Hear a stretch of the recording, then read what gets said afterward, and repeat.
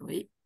Donc de présentation des résultats par des statisticiens. Nous ne sommes pas aujourd'hui dans un webinaire d'explication et d'interprétation et d'analyse de ces résultats. Donc, on est vraiment sur la présentation statistique. Je tiens à insister sur ce point. La présentation sera faite par nos deux chefs de projet, Nordine Mamda et Jérôme Mathias. Il y aura un premier temps de présentation et ensuite un temps de discussion. Et pour la discussion, nous vous proposons de poser en fait vos questions dans le chat et nous les prendrons ensuite dans la partie discussion. Voilà, je crois que le cadre étant fixé, je peux maintenant passer la parole à Nordine et Jérôme. C'est à vous. Merci Mireille. Ben, bonjour à toutes et à tous. À mon tour de vous souhaiter la bienvenue à ce webinaire qui fait suite à la diffusion de notre étude portant sur le personnel soignant dans l'Arc-Jurassien franco-suisse. Donc, je me présente rapidement. Nordine Mamda, chef de projet côté suisse, et j'ai le plaisir de co-présenter avec mon collègue Jérôme Mathias les principaux résultats de cette étude. Euh, un petit mot peut-être rappeler, Mireille a parlé en introduction sur l'hostage et puis comment son organisation. Moi, je rappellerai juste plutôt au niveau technique, l'hostage, c'est un partenariat entre les offices régionaux de statistique en Suisse et l'INSEE Bourgogne-Franche-Comté. Ça fait un certain nombre d'années qu'on travaille ensemble, donc on a acquis un certain savoir-faire transfrontalier. Et on parle la même langue, mais au niveau statistique, on ne compte pas toujours de la même manière. Donc, nos études demandent souvent un grand travail d'harmonisation afin de les rendre plus compréhensibles auprès du grand public. On le verra par la suite dans le détail du champ d'études. Un petit mot sur le personnel soignant avant de passer au plan de la présentation. Dans notre analyse, on a analysé le personnel soignant sur deux dimensions complémentaires, à la fois au lieu de résidence, qui visait principalement à établir les caractéristiques structurelles du personnel soignant, donc à la fois la dotation, la répartition, âge et sexe. Cette première dimension a été complétée par une perspective au lieu de travail. Puis là, on analysait plutôt l'emploi, les types de fournisseurs des prestations de soins qui sont les employeurs finalement. Encore peut-être rappeler que cette étude s'appuie sur plusieurs sources statistiques. Bah, côté français, on a la base tout salarié avec le système d'information sur les agents du service public. Côté suisse, nous avons utilisé plusieurs sources. Une première partie qui est lieu de résidence était basée sur les résultats cumulés de relevés structurels et qui présente tout de même un intervalle de confiance. La deuxième partie, qui est le lieu de travail, on a exploité les statistiques des hôpitaux, celles des établissements médico-sociaux et la statistique des services d'aide et de soins à domicile. L'année de référence est l'année 2020. Donc, tous nos résultats sont basés sur l'année 2020, avec quelques exceptions sur les frontaliers, puis j'y reviendrai. Pour le plan de la présentation, dans le cas de cette présentation, donc on a un petit peu planté le décor avec le périmètre et le champ d'étude. Ensuite, on traitera le profil du personnel soignant. Une partie est réservée à la mobilité avec les flux, notamment les flux transfrontaliers. On fera une synthèse à la fin des principaux messages et on vous laissera le temps de poser, de poser vos questions et puis on y reviendra avec plaisir. Voilà ce que je voulais vous dire, moi, en guise d'introduction. Donc, je passe la parole à mon collègue Jérôme Mathias qui parlera du profil du personnel soignant. Merci Nordine. Donc on va commencer par le périmètre de l'étude, de cette étude.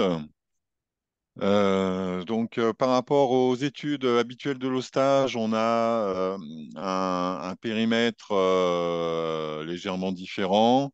Sur cette carte, vous pouvez voir le périmètre habituel en bleu avec des rayures, hein, euh, qui est celui voilà, généralement de toutes les études de l'hostage. Et puis, à la fois pour des problèmes problème de disponibilité de sources et puis aussi avec discussion des services de santé, on a retenu pour cette étude un périmètre légèrement différent.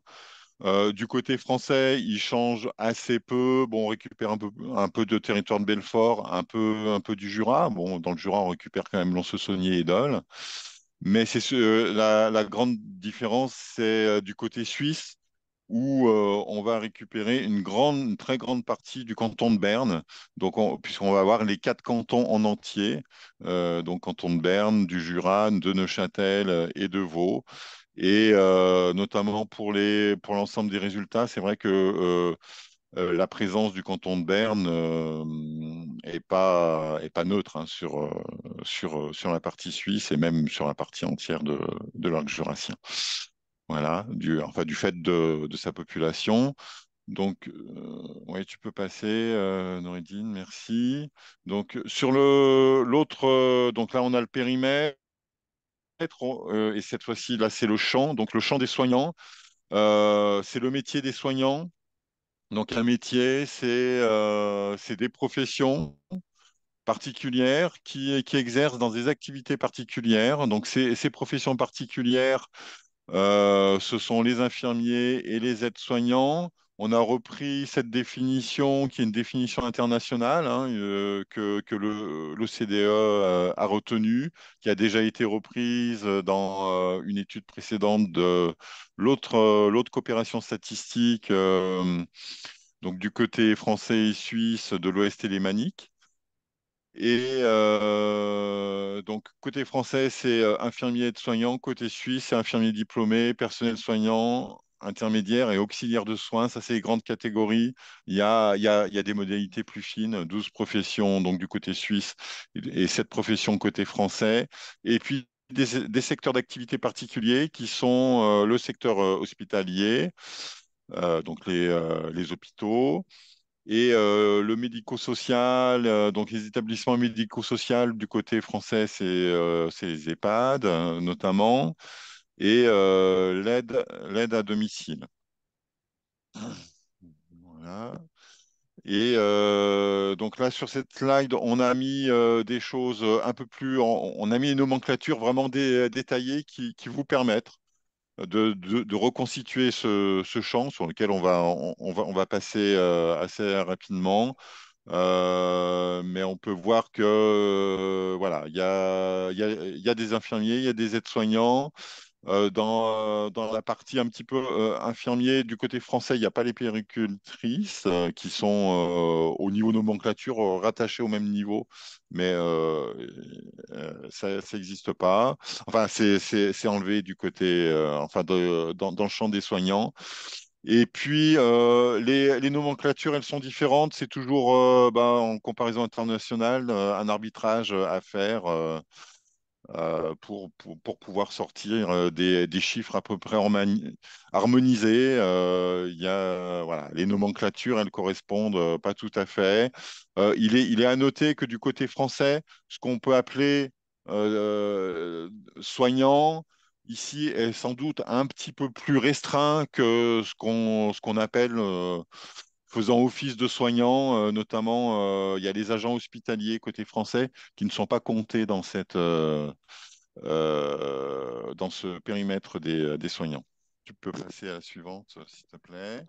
Donc, au niveau de l'arc jurassien, c'est 53 300 soignants, dont, dont près des trois quarts du côté suisse, avec 43 000 soignants du côté suisse, principalement à Berne, 26 000 soignants, ça représente 44% des soignants de l'arc jurassien. Et puis, donc, le côté français, on est à 16 000 soignants, et ça représente 27% des soignants de l'arc jurassien, principalement dans le Doubs, hein, parmi, donc plus la moitié réside dans le Doubs. Par rapport à la population qu'on a représentée là tout à l'extérieur, la part de l'arc jurassien suisse est plus importante que sa part en population. Voilà, tu peux passer. Voilà. Donc, sur l'arc jurassien dénombre 19 soignants pour 1000 habitants. C'est un peu plus du côté arc jurassien suisse, avec 20 soignants pour 1000 habitants, que du côté arc jurassien français, avec 16 soignants pour 1000 habitants. Pour les deux parties de l'arc jurassien, c'est un peu plus que leur moyenne nationale. Au niveau suisse, on est à 17 et au niveau France, on est à 13. Et au niveau, à un niveau un petit peu plus fin, on voit que le canton de Berne se détache distinctement avec 25 soignants pour 1000 habitants. Et c'est dans le Jura suisse où il y en a le moins côté suisse. Côté français, on a le Doubs et le Jura qui sont entre 16 et 17, hein, et le territoire de Belfort à 14. Donc voilà. Sur l'évolution, depuis 2010, on a 15 000 soignants de plus dans l'arc jurassien. C'est une augmentation de 3% par an. Ça augmente davantage du côté suisse avec 3,2% soignants en plus chaque année que du côté de l'arc jurassien français. C'est une évolution qui est plus forte que l'évolution de la population et aussi de l'emploi. Donc c'est quelque chose en développement. Et du côté, attends, s'il te plaît, Nordine, tu peux, voilà. Du côté des cantons, c'est dans le canton de Vaud que les soignants se développent le plus, Neuchâtel le moins. Du côté français, c'est dans le Jura avec 1%. Et puis côté français, toujours dans le territoire de Belfort, une augmentation de 4% par an. C'est la plus forte, mais c'est lié aussi à une réorganisation territoriale de l'offre de soins avec la fusion de deux hôpitaux, l'un situé dans le Doubs, l'autre dans le territoire de Belfort et qui s'est implanté sur le territoire de Belfort à Trévenans. Merci, tu peux passer, s'il te plaît. Voilà. Donc, sur les aides-soignants voilà, sur la répartition entre aides-soignants et infirmiers, donc, dans l'arc jurassien, près de 60%, 62% des soignants sont des infirmiers. C'est un peu plus du côté suisse avec 64% et un peu moins du côté français avec 56%. Donc, oui, non, je parlais des infirmiers. Voilà. Donc, c'est dans le canton de Berne qu'on a le plus fort taux d'infirmiers et notamment d'infirmiers diplômés. Et inversement, dans le canton de Neuchâtel, pour les auxiliaires de soins, ils sont plus importants. Côté français, le personnel soignant est surtout composé d'aides-soignants et d'infirmiers en soins généraux. Et ces deux catégories ont tendance à représenter plus ou moins le même poids, sauf pour le département du Jura, où les aides-soignants sont beaucoup plus présents que les infirmiers en soins généraux. Voilà. Oui, tu peux passer, Nouridine. Voilà. Donc, ce sont des métiers qui sont très, très féminisés. 9 soignants sur 10 sont des femmes. Donc, bon, on n'a pas été trop surpris au moment de cette étude. Néanmoins, sur 10 ans, le taux de féminisation est en recul.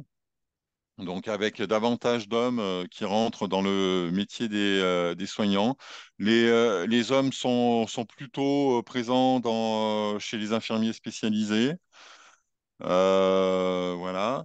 Et en termes d'évolution, la part des hommes a tendance à augmenter C'est vrai, c'est vrai du côté suisse, où ça augmente pour les deux catégories. C'est un petit peu moins vrai pour le côté français, où si la part des hommes progresse du côté des infirmiers, là, elle a du mal à progresser du côté des aides-soignants, avec une part des hommes plus importante du côté suisse que du côté français. Ah, Nordine, tu peux passer. Voilà. Donc, au niveau de l'âge, au niveau de l'âge, près d'un quart des soignants de l'arc jurassien ont moins de 30 ans et 6% ont plus de 60 ans. Les soignants suisses travaillent plus fréquemment que les soignants français au-delà de 60 ans. Alors, c'est en raison de l'âge légal de la retraite qui est plus tardif en Suisse. Côté suisse, les plus de 46 ans sont majoritaires parmi les soignants. Et enfin, alors si tu peux passer au slide suivant, voilà. Il y a néanmoins des différences en fonction de la catégorie de soignants. Les auxiliaires de soins sont plus âgés, 55% ont plus de 46 ans. Inversement, de par des besoins moins longs de formation, les soignants intermédiaires sont plus jeunes. Et aussi par la mise en place du dispositif plus récent, Nordine, si tu peux nous donner des éléments sur côté suisse. Ah oui, Hein. effectivement, pour les soignants intermédiaires, effectivement, dans les années 2000, il y avait un élargissement des filières d'apprentissage pour les soignants intermédiaires, ce qui a fait peut-être une augmentation au marché de travail plus importante. Donc, des années 2000, on est en 2023, donc ça fait peut-être une évolution importante par rapport aux catégories intermédiaires. Donc, effectivement, il y avait une filière nouvelle qui était ouverte. C'est la filière pour les assistants aux soins et santé communautaire qui a démarré en 2000, en plus de ce qui existait avant. Ok, merci. Tu peux passer à la suivante. Voilà, donc sur les conditions d'emploi. Un peu plus de 3 soignants sur 10 travaillent à temps partiel. C'est plus que la population, enfin que les autres actifs. Hein, voilà, donc les soignants à domicile sont plus souvent à temps partiel que ceux qui travaillent dans les hôpitaux ou dans les EHPAD, des établissements médico-sociaux. 9 emplois sur 10 donc, sont des emplois en CDI dans l'arc jurassien. Euh, donc, alors, un petit peu moins du côté suisse que du côté français. Et cette proportion a tendance à augmenter du côté suisse depuis une dizaine d'années.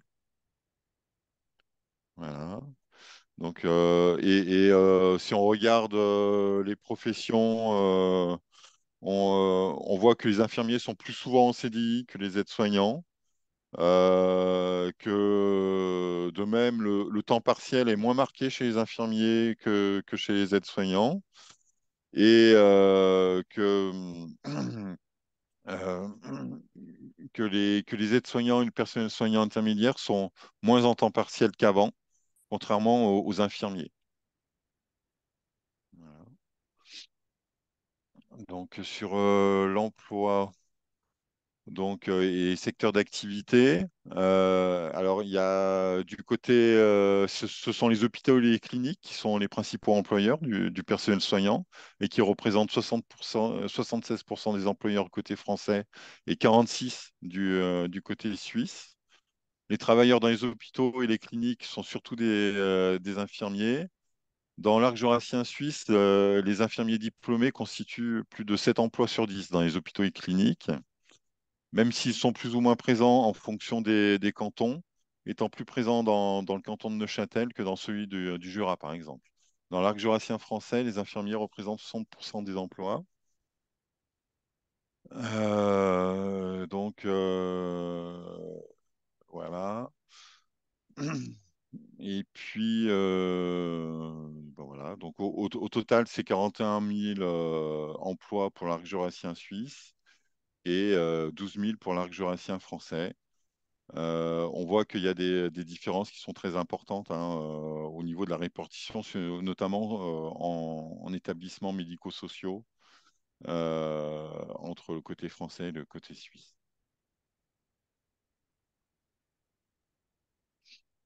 Voilà, merci Jérôme. Bah, je reprends un peu la parole. On poursuit cette présentation avec la partie consacrée à la mobilité du personnel soignant, à la fois entre les entités de chaque partie de l'arc jurassien, mais également la mobilité transfrontalière. Mais avant, un petit mot sur l'emploi, donc sur le poids de l'emploi, donc sur 52 000 équivalents plein temps, les personnels soignants représentent 4% dans l'ensemble de l'arc jurassien, légèrement plus élevé côté suisse que côté français, mais globalement, les deux proportions restent plus élevées que les moyennes nationales en Suisse de 3,7% ou en France de 3,3%. On va s'intéresser d'abord au flux entre les cantons, respectivement les départements. Donc, commençons par la partie suisse. On voit qu'il y a une proportion, une tendance à moins travailler en dehors de lieu de résidence. On est à 96% pour les personnels soignants qui résident et qui travaillent dans l'arc jurassien suisse. Là, on ne fait pas la distinction entre les cantons, donc on prend l'arc jurassien suisse comme entité, une seule entité. La même chose, on fait le même exercice pour la partie française, mais là, la situation est inversée. Donc, on a plus d'actifs qui réside et travaille dans son territoire que le personnel soignant.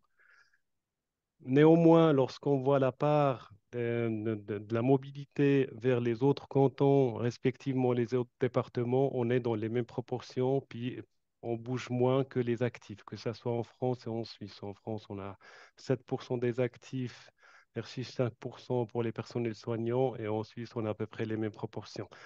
Ce qui change, c'est la dimension transfrontalière qui vient compléter ce pourcentage. Puis on voit que pour les personnels soignants, le nombre de soignants qui franchissent la frontière est presque le double de celui pour les actifs. On est à 16%, c'est autour de 2500 frontaliers qui franchissent la frontière pour venir travailler dans l'arc jurassien suisse. Donc la différence entre les actifs le personnel soignant, c'est ce pourcentage. Il y a la proximité de la frontière, notamment. Il y a le différentiel salarial. Il y a le besoin côté suisse aussi qui font que pour ces professions, la part des soignants qui franchissent la frontière est plus élevée. Et on affine un petit peu l'analyse une fois côté suisse, une fois côté français. On voit que dans le canton de Berne, finalement, où il y a le volume le plus élevé des soignants, on a quasiment pas d'échange à l'intérieur de l'arc jurassien suisse. Donc, les 5% des soignants bernois qui bougent, ben, ils vont vers les autres cantons.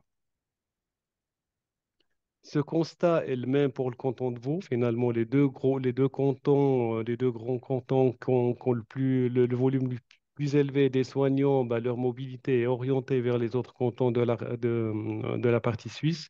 Et l'échange elle est très réduit à l'intérieur de l'arc jurassien suisse. La situation change pour Neuchâtel. On a 7%, vers même 8% des échanges à l'intérieur de l'arc jurassien suisse et seulement 1% qui vont à l'extérieur. Pour le Jura, c'est encore un peu plus.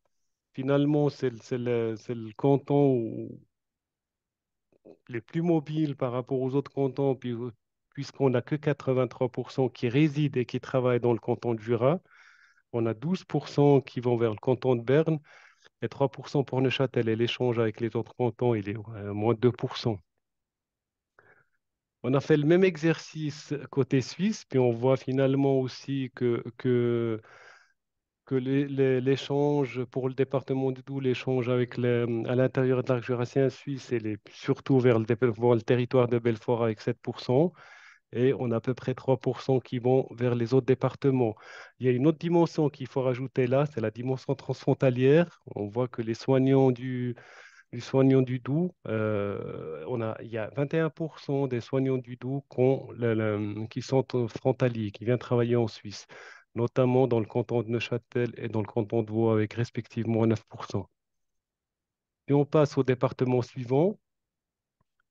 Donc, le Jura, c'est le département du Jura, il est plutôt orienté où l'échange ou le départ des soignants, c'est vers les autres départements, notamment vers la Côte d'Or. On a à peu près 8% qui vont dans cette région et l'échange à l'intérieur de l'arc jurassien français se situe autour de 7%. La dimension transfrontalière, elle est autour de 6%, quasiment exclusivement dans le canton de Vaud. Et finalement, pour le territoire de Belfort, qui est le plus mobile côté français, puisqu'on a 68% qui résident et qui travaillent dans le département de Belfort, on a la plus grande proportion qui vont vers les autres cantons. Et l'échange entre départements reste cantonné à 7%. La dimension transfrontalière, elle est 12%, dont 10% sont dans le Jura. Voilà un petit peu l'échange à la fois entre départements et entre cantons. On peut un petit peu faire un petit résumé de cette partie. On a 2500 soignants frontaliers, qui représentent 16% des soignants de l'arc jurassien français. Il y a une forte concentration dans le département du Doubs, donc 80% de ces frontaliers soignants résident dans le département du Doubs. L'échange avec les autres cantons suisses, il est quasi inexistant. Quelques caractéristiques des frontaliers soignants. Ils sont plus souvent des hommes que dans les autres régions soignants, que dans les autres soignants, même dans le reste de l'arc jurassien français, parce qu'on avait dit au départ que la composante féminine est majoritaire parmi le personnel soignant. Là, ça change légèrement chez les frontaliers. Ils sont aussi plus jeunes que les autres soignants. Il y a aussi peut-être un élément à rajouter, c'est la croissance, que ces dernières 10 ans, bah, le nombre de soignants frontaliers a doublé. On est passé depuis 11 ans exactement. Si on change un petit peu maintenant d'optique, puis on s'intéresse plutôt au lieu de travail, on vient de dire qu'on avait 2500 frontaliers soignants qui viennent travailler dans l'arc jurassien suisse. On a bien montré que cette concentration est dans le département du Doubs. Faut qu'on rajoute aussi les autres frontaliers les frontaliers qui viennent d'autres départements français, mais essentiellement de la région Rhône-Alpes, Auvergne-Rhône-Alpes, ce qui nous fait un total de soignants frontaliers de 4500 qui viennent travailler en Suisse. Si on prend l'ensemble des frontaliers qui vont travailler dans les quatre cantons, on est autour de 6-7%. La répartition à l'intérieur entre les départements, entre les cantons de l'arc jurassien suisse, on a une forte concentration dans le canton de Vaud, donc on n'est pas loin de 60% des frontaliers qui viennent travailler dans l'arc jurassien suisse qui vont directement vers le canton de Vaud et 24% dans le canton de Neuchâtel. On peut encore aller plus loin pour voir quel est l'échange ou la matrice qui est de lieu de résidence et lieu de travail entre départements et cantons. Et puis on voit sur le canton de Vaud, finalement, celui qui accueille le plus de frontaliers, 2600, bah, on a 62% qui vient d'ailleurs, en dehors de l'arc jurassien français. Pour le canton de Neuchâtel, la situation il est assez, assez claire. On a la majorité qui vient du département de Doubs. Donc il y a un échange, un fort échange entre le département du Doubs et le canton de Neuchâtel.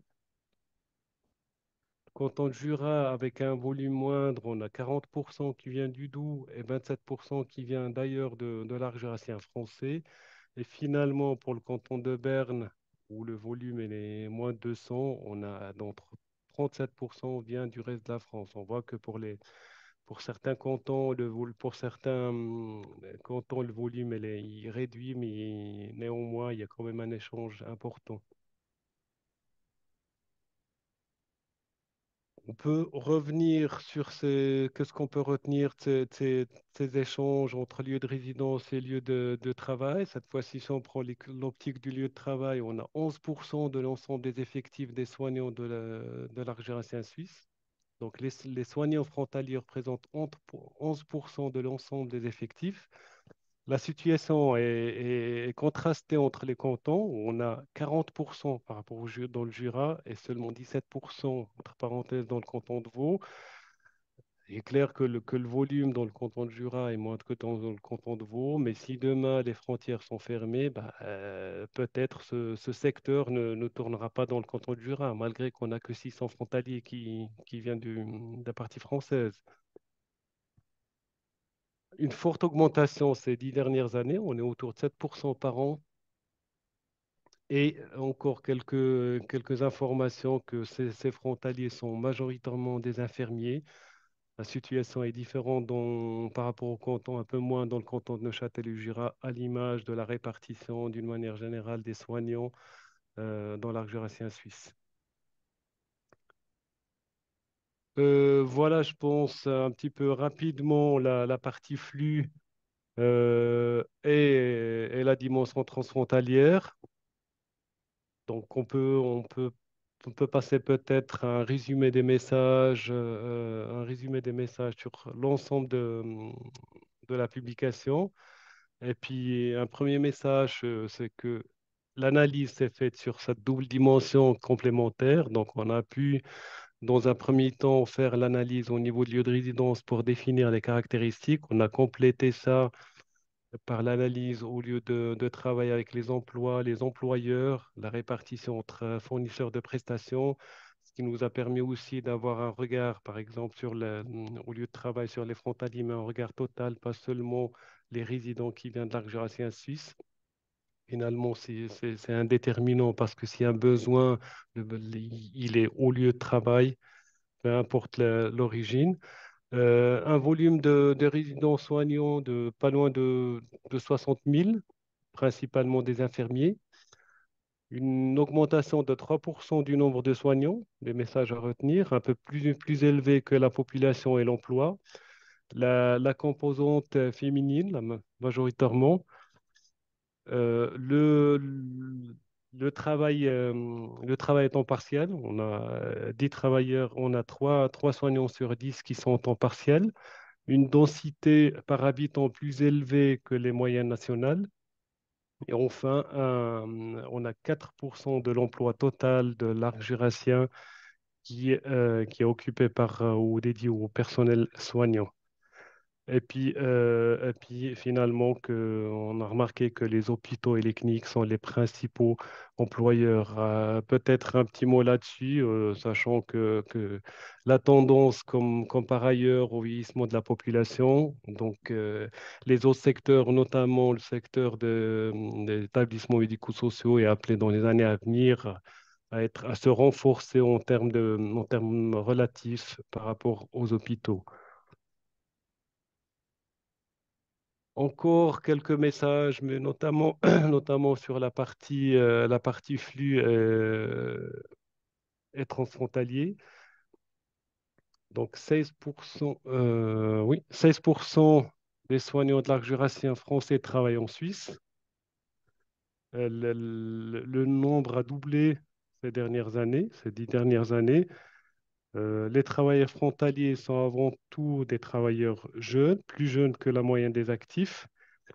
Et les travailleurs frontaliers représentent 11% de l'ensemble des effectifs, ce qui montre cet échange aussi important entre la partie française et suisse et que la dimension transfrontalière ou les frontaliers constituent quand même un vecteur très important d'échange et de collaboration. Pour certains cantons un peu plus que d'autres. Et puis, avant de conclure, juste vous dire que cette publication fait partie d'un ensemble. Donc, la suite pour l'année 2024, c'est travailler sur la formation du personnel soignant, c'est travailler aussi sur l'offre de soins dans l'arc jurassien franco-suisse, notamment les médecins de proximité et les établissements hospitaliers. Voilà, rapidement, je pense qu'on est un peu dans les temps. Rapidement, ce qu'on pouvait en tirer de cette conclusion, de cette étude. Je m'arrête là. Je te passe la parole, Mireille. Oui, très bien. Ben, merci pour cette présentation riche, hein. On voit vraiment que la question a été très fouillée. Euh, il n'y a pour l'heure pas de questions dans le chat, mais c'est vrai que peut-être que je me suis fait la remarque qu'il était peut-être des fois difficile de réagir avec une question sur un ou l'autre slide. Donc peut-être que finalement la manière orale est quand même un bon moyen de procéder, tout en rappelant donc qu'on n'est pas ici évidemment dans le commentaire et les préconisations ou les suites, mais on est vraiment dans la compréhension de ce qui a été dans la bonne compréhension de ce qui a été présenté aujourd'hui. Donc voilà, est-ce que parmi vous il y a des questions de compréhension? Est-ce que vous avez des questions? Je vois que dans le chat, il est dit que l'étude est très éclairante et apporte des statistiques précises à des constats que nous faisons au quotidien. D'accord? C'est Monsieur Hill qui le fait, cette remarque de l'ARS. Est-ce qu'il y a d'autres commentaires ou remarques? Je ne vois pas de main qui se lève. Donc, j'en conclus que la présentation finalement a apporté les éclaircissements souhaités. Je fais un deuxième appel. Apparemment, il n'y a pas plus de demandes. Donc, j'en conclus que vous avez eu les réponses que vous veniez chercher. Et je m'en réjouis. Et donc, je pense qu'on peut, dans ce cas-là, arrêter l'exercice à ce stade. Donc, comme le webinaire a été enregistré, donc il y aura toujours moyen de le retrouver sur le site web ainsi que la présentation qui a été faite ce jour. Parfait. Donc, je remercie encore les deux chefs de projet ainsi que l'ensemble des membres du comité de pilotage qui ont permis de conduire cette étude et je vous souhaite une bonne suite de journée. Merci beaucoup.